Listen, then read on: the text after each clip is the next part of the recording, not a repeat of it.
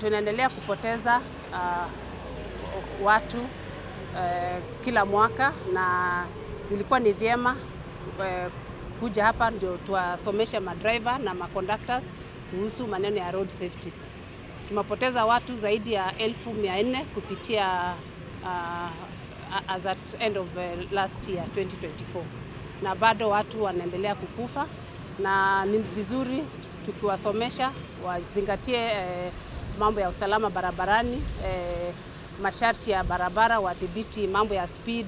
Naturahoya o NTSA ithina mbere na gutueremisha, ina mbere na gutufundithia nigetha tutige maundu macio matige kuoneka, nigetha tutige gutembea mĩoyo mĩingĩ barabara-inĩ.